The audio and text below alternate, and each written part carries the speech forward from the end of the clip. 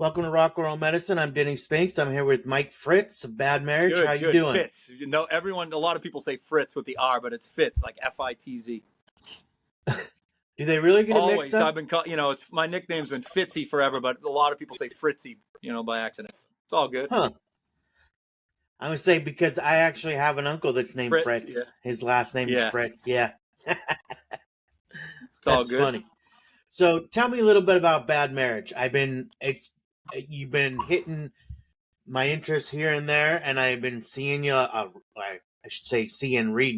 quite a bit.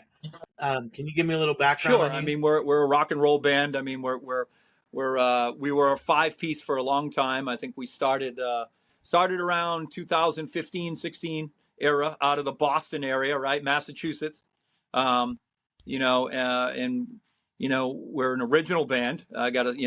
We'll do some covers here and there, but we're a hard rock band.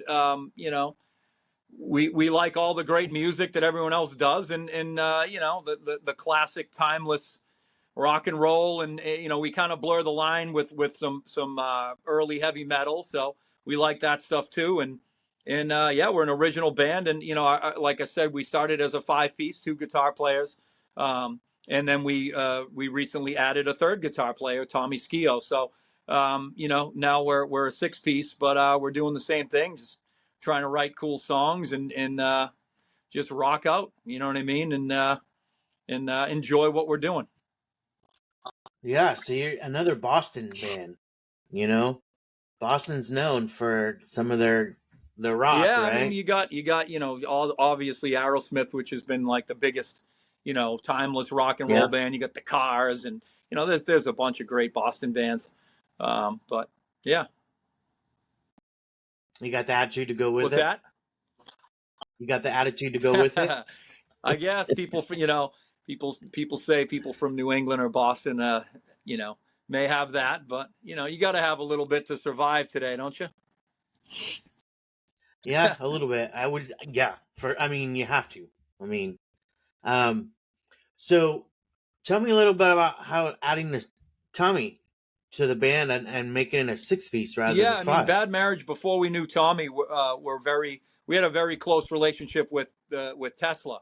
Obviously, Tommy has not, I guess for everybody that's not familiar with the band Tesla and their lore, I guess, right? Tommy was an original member of Tesla. He was in it for like 21 something years or something, since the beginning. They started 85, 86 or whatever. Don't quote me on these exact, time, but anyway, he was in the band probably till 2005, 06 with Tesla. So anyway, we, couple of years ago, we started opening up and doing some supporting tours with Tesla. So I think we've done over 50 shows with Tesla, and they've had a replacement for a while, Dave Root, who's a great friend of mine, and so it's just a crazy story how we've come full circle with all the members of Tesla. But I ended up meeting Tommy on the Monsters of Rock cruise. We've played 2 of them now. Bad Marriage. The first one we played, Tommy was on the cruise because he was in another band at the time.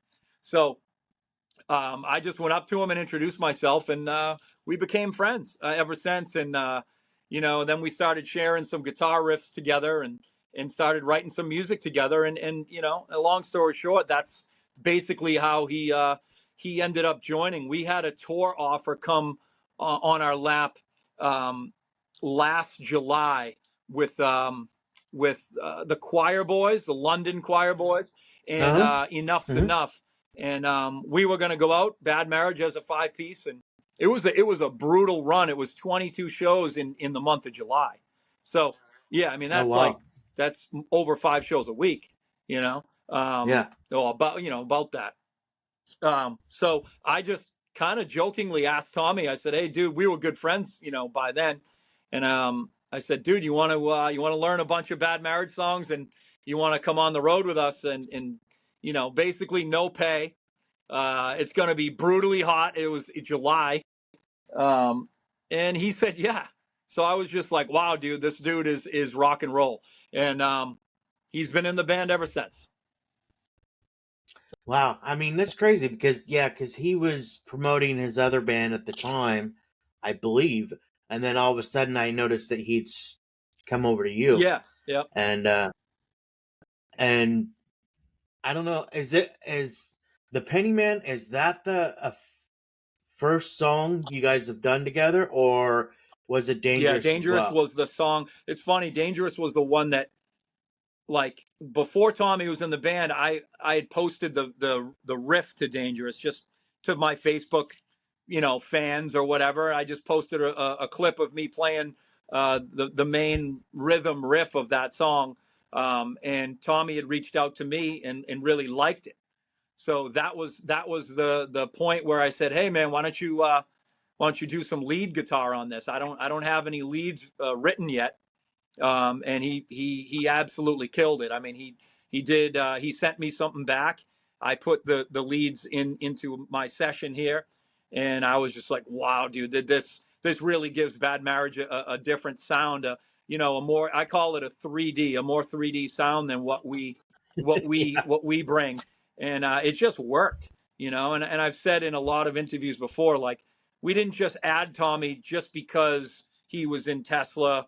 I had really, like, I was a little apprehensive, because we were a well-oiled machine, for eight Mm-hmm. years, and but once I heard what he could do sonically to actually move the band forward, I was excited about it, and that's what we're doing. So to answer your question, Dangerous was the first single, and then the Pennyman was our most recent one. Yeah. Okay, because I would say, um, Tommy's, to me, has always been like the unsung hero when he was in Tesla. He can play those riffs and leads, and a lot of people don't think it's Right. him because they think of Right. Frank, right? Or vice versa. But it's not. And I've seen him live. They come from my hometown, so I've seen him quite a bit when I Very was cool. younger. Yep. Um, so so the Pennyman's getting a lot of traction. Is it getting a lot of radio airplay as well? Because I'm hearing a lot about it. So, and I'm not technically listening to a lot of the mainstream radio, so I don't know what's going Yeah, on there. it's another really crazy thing because, I don't know if you know the backstory of the Pennyman, but it was just a nickname my friend gave me because I like to do metal detecting right around here, East Coast. East Hmm. Coast is obviously was the first area settled, right? Like the Pilgrims came over Right. here in Massachusetts, where I'm from. So um, there's a lot of cool stuff in the ground if you're into that early colonial history, and I am. So not to bore you with that, but my friend started calling me the Pennyman. He's like, "What are you? Wow, you must be the Pennyman," because I find like these 1700s, early 1800s old pennies, and they're really cool to find because they're bigger. They were bigger than quarters back then. Yeah, Oh they were wow. big and they were big pieces of copper. But anyway, I just started writing a song just like I do, instrumentally. Um, and it all came together pretty quick. And I just started writing lyrics to it, and I just kind of created this story. Now I'm not the lead singer. I'm basically I guess the primary songwriter. I mean, I come up with a lot of the stuff initially in Bad Marriage, and then it goes through the think tank of Bad Marriage. But Right. I just sang it. Oh, another thing is I got to bring up is when I send ideas to the Bad Marriage guys, I'll email them. A couple guitar riffs, maybe a drum loop to go along with it. And then a lot of times I'll demo some vocals just to give them an idea, even though it's Uh-huh. usually our singer Johnny that's the lead singer. So Tommy, he was new to that process since joining, and he'd call me each time and go, "Dude, like, is that you singing on that? Is that you?" And I'm like, "Yeah, that's me. I demo the stuff," and he was just like, "Dude, you got it. You got to, implement these vocals somehow in our new songs. You should be singing more with Johnny. I really dig your voice." So he kind of pushed me to do it, and then when the Pennyman was coming together, I just sang on the whole thing, and I was playing it for some people, and obviously the band, and everyone seemed to like it. So we just went with it as, hey, we're gonna put this song out. It's gonna be me on lead vocals. But as far as traction, it was little nerve wracking to me because, I don't consider myself a lead singer. And I never really wanted to be. I love guitar. And so people are digging it. Yeah. I mean, it's getting great feedback around here. And, I know some radio around here has been playing it. I know Eddie Trunks played it twice. He's a big fan of Tesla. He's been a fan of Tommy. So he's been supportive to us. So yeah, I mean, I think it's been pretty friggin' cool. I mean, people are digging it. So yeah, that's awesome. So did I read this right that you mixed and produced the whole bulk majority of this? Yeah, Or I mean, all of it? I do. I mean, I'm in my little studio here. I mean, I do everything. I do everything here. Bad Marriage rehearses here. So yeah, I mean, since the beginning of Bad Marriage, I kind of taught myself how to record and mix and stuff like that. And I've been doing most of the Bad Marriage stuff. We had an EP that's, I guess it's our most recent hard copy release that Brian Wheat from Tesla, he's the one who he produced and co-wrote that with us. But I stayed on as the mastering engineer. But now for this new stuff is me again. It just went back to me. Yeah. So does that add on any pressure to you to get it right? Instead of putting it all into somebody else's hands? 100%. I mean, I'm down here all the time. I mean, yeah, because I guess, the old saying, you are your own worst critic, right? So, yeah. So, I mean, I'm pretty picky about stuff. The Pennyman, I was pretty happy with it. Usually I listen to my songs or my mixes or, whatever, or my guitar playing or whatever it is after, a month later it's released, a year later, 2 years, and I'm like, oh man, I could have did this better or that better. I could have played this part better, but so far I'm pretty content and happy with the Pennyman mix and how it came out. But it's always added pressure, but I like it. I enjoy the recording process. I enjoy being down here and mixing and creating and mastering, all that stuff. So yeah, I mean, I dig it. Well, I think it also gives you more control, right? Yeah, totally.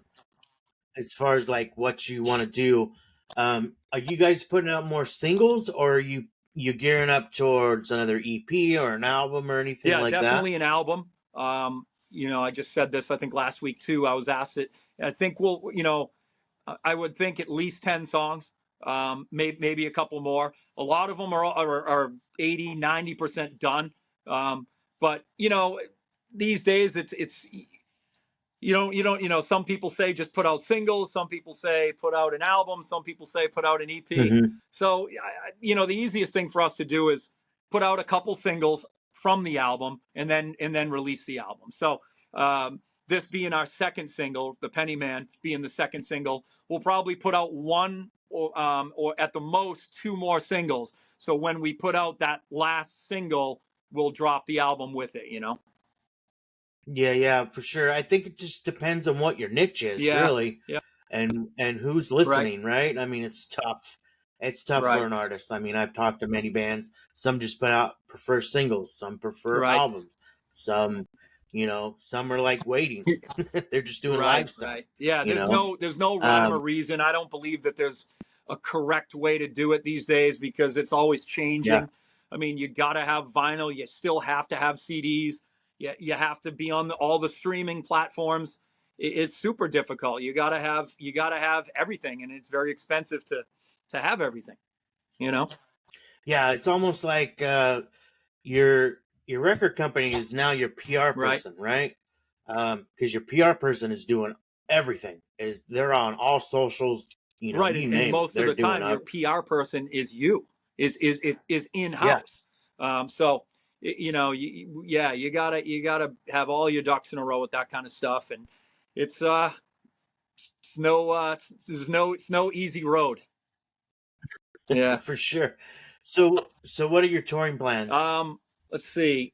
We did just get off the road. We've been off for a couple months, but the last tour we did was with Glenn Hughes, and that was kick ass. I think we did 12 shows with him, and that was Tommy was with us. and it was great. I think we kicked ass. I think we're really getting our stride now. Again, since adding a third guitar player, it's not the easiest thing to do. Just because there's just another full, amp up there, and and it's just to wrangle the sound of six of us now. I think we're getting there. Next month we got a couple shows. We're going down to South Carolina, Myrtle Beach area. We're playing with Trickster. We're doing a show there, and then we're doing Atlanta, Georgia, with this band, with Kickin' Valentina. And then we're going on the Monsters on the Mountain Festival, which is in Gatlinburg. So that will be cool. Yeah. Tesla's on that bill. There's a bunch of cool bands on that bill. That'll be a fun one.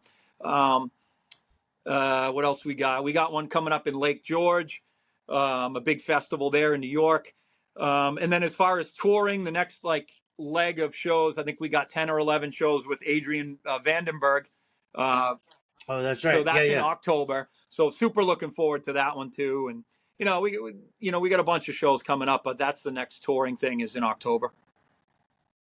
Awesome. Sound like you got the rest of the year planned out fairly well. Yeah, we got to stay busy, man. We got to keep on the road, and that's another thing. As far as like you were saying, you need your PR, and you still got to stay on the road because if you go off the road for a lot, it's like starting over again. You got to be putting out music, you got to be touring, you got to be hitting the socials. It's definitely a thing. Yeah, so I guess I'm curious because I don't know of many 6-piece bands that have 3 guitar players, right? Usually they have one in the back, do fillers and whatnot, but you don't really see them. I think GNR has 3 guitar players.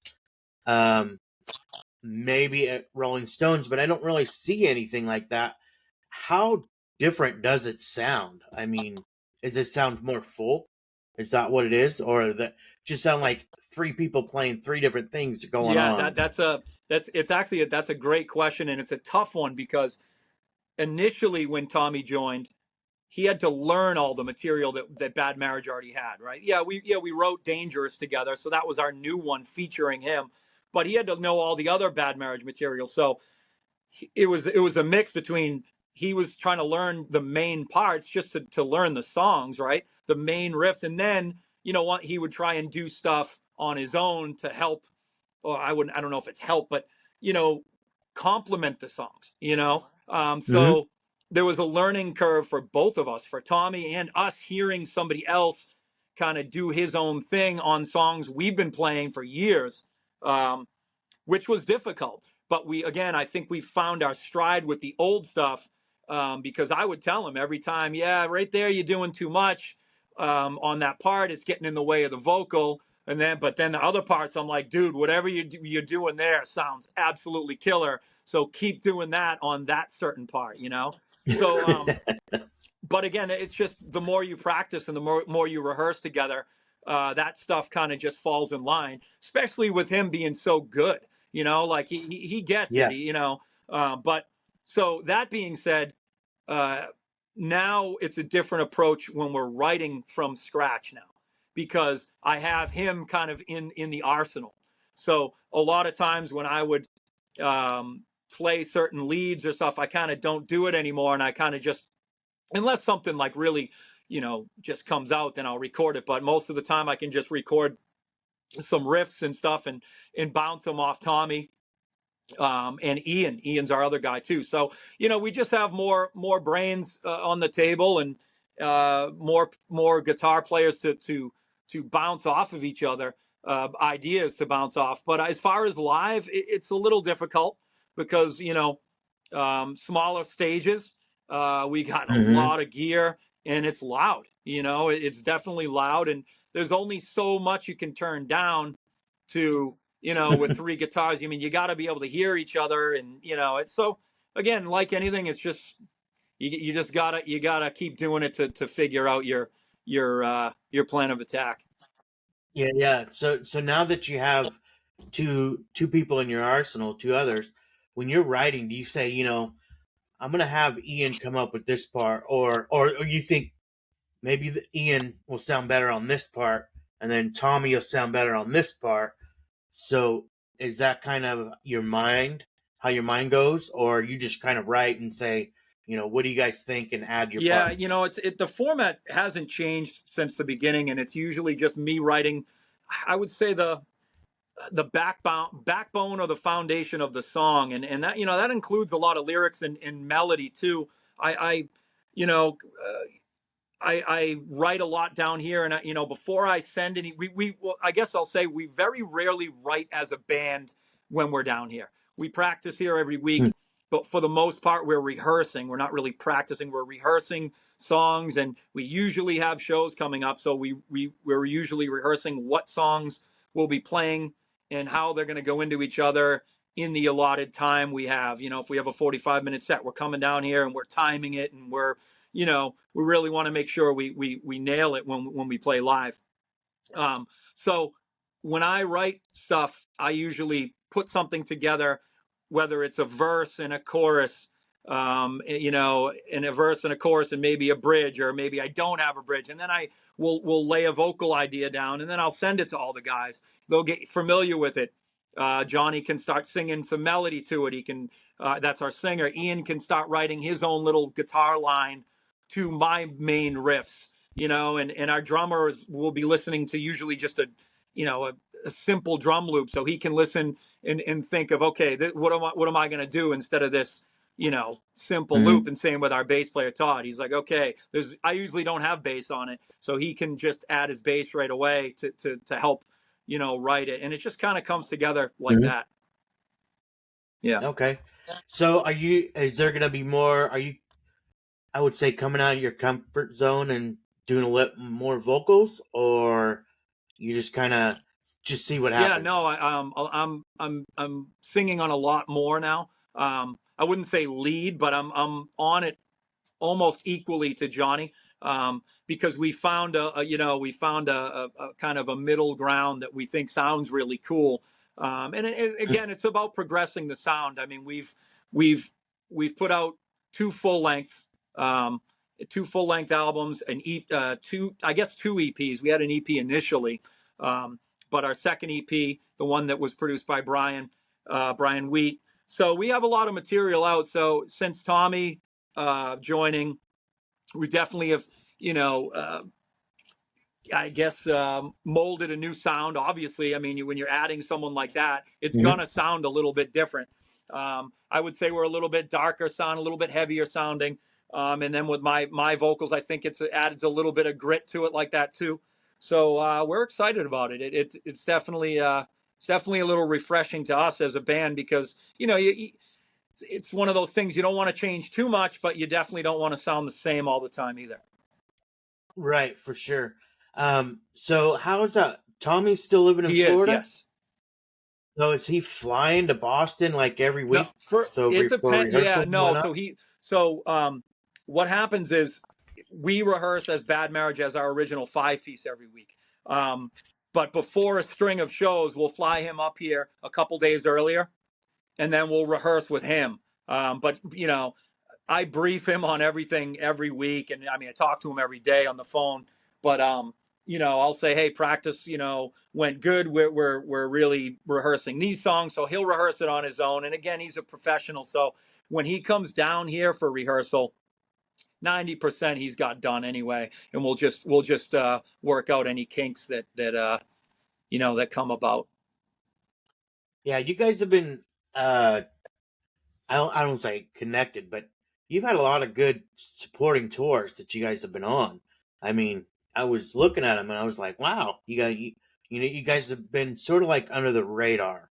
Has that been like that, where you just feel like you're almost there and then it's just not hitting it?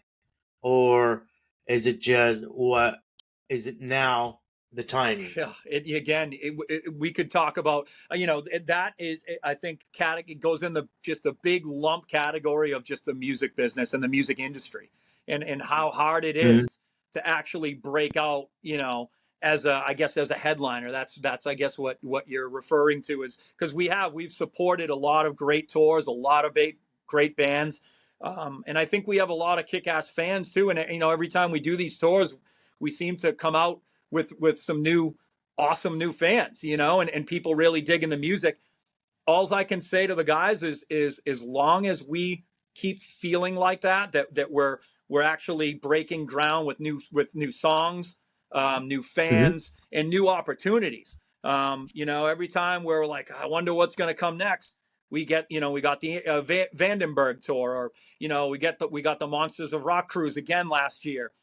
We got the Monsters Festival this year. So as long as we keep getting invited back and opportunities keep coming, and we think we're making new fans, we're going to keep going. And there's not much else we can do. We love what we do, unless that stops. Like I tell the guys all the time, if we wake up one day, or we're not having fun anymore, we're not happy with what we're doing, and it sometimes it can look that way again. But with the industry, it's not easy to navigate. Yeah, and I'm not to pigeonhole you guys or anything like that, but you guys have been on the tours that you've been on have been mostly from 80s rock, hard rock, right? And then put on the Monsters of the Mountain and Monsters of Rock cruise. Have they all embraced you as you're part of this? Because I don't think you sound 80s by any means, but for whatever reason they're using you as an opening act, which means you're good, right? Well, it's funny that you say, because we do have a song. We have a couple songs that definitely people think that have a throwback, have throwback elements to the sound. Like we have a song called Old School Stereo that was that people really, really like, and that was the kind of song that really helped us, I guess, kind of break out. People really gave us really positive reviews and feedback with that song. But if you played that and you played now the Pennyman or Dangerous, it's a little different. We sound a little heavier now. But it is interesting to me that we were accepted or into that Monsters of Rock crowd and that 80s crowd, and we did not have Tommy, so it's not because he kind of is in that in those years, right? Even though they weren't like a hair band or anything, they're just I consider Tesla just a timeless rock and roll band. Roll band. But there's a lot of them like that. Yeah, I think the biggest thing for us that helped us was our tours with Tesla. Those I think that we did at least 3 all over the country, and they were extensive tours. Like I said, I think we've done over 50 shows with them. And those were big venues. I mean, they still draw 1,500 to 3,000 each time. So we really got to showcase Bad Marriage, as far as what we were, and their crowd really, really, really treated us well. And I think that was the start of that sort of crowd. And then we picked up other tours with other bands, they were basically in the same genre, but it's kind of like we got to keep going and just keep touring. I would love to get on some modern stuff too. I mean, I think we would work with that stuff too. And I think that's definitely a next step if we can land it. I mean, next year, if you could hit most of the festival market, you could be on tour, because those festivals, it's like every other week. Totally. Those are, and there's the festival somewhere. Yeah. So no, totally, and those are killer platforms too. I mean, festivals are. I mean, just for networking alone with a bunch of bands, and obviously the crowds are huge too. So yeah, you can. Well, and this year, Florida had, I can't remember the festival, but they actually had Sebastian Bach, was on one of the main stages as well. I think he was early in the day, but still, to have an 80s icon, in a modern day festival, I thought that was pretty cool, and so, I think you would fit very well. I've seen a lot of different festivals and a lot of different bands, and some shouldn't be there. some, and you're like wondering why they are there because they Right. don't fit. But I think you would fit perfectly.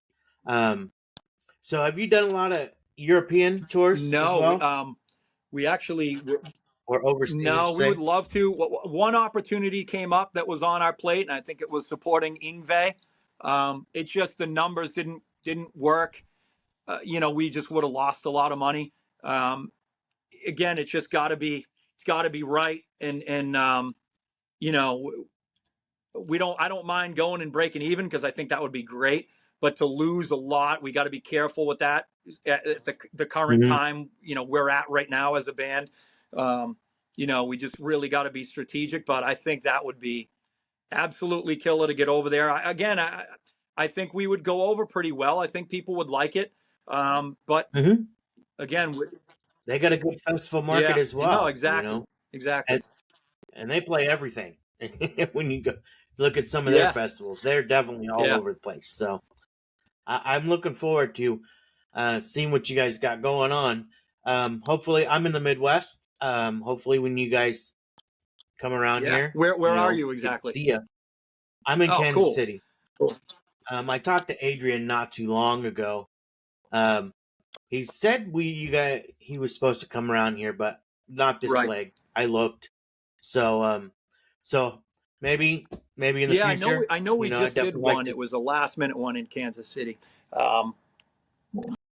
Hopped in, hopped out. Yeah, it was it was with Enough's Enough. It was on the Glenn Hughes tour, but it was an off date of Glenn, so that Bad Marriage and Enough's Enough did a lot of those to stay busy, and I believe it was in Kansas City, but I'd have to look back.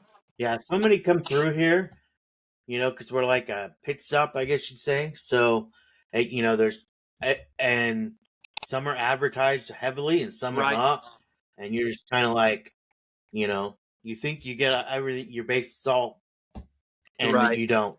I miss so much, and I'm like, man, afterwards.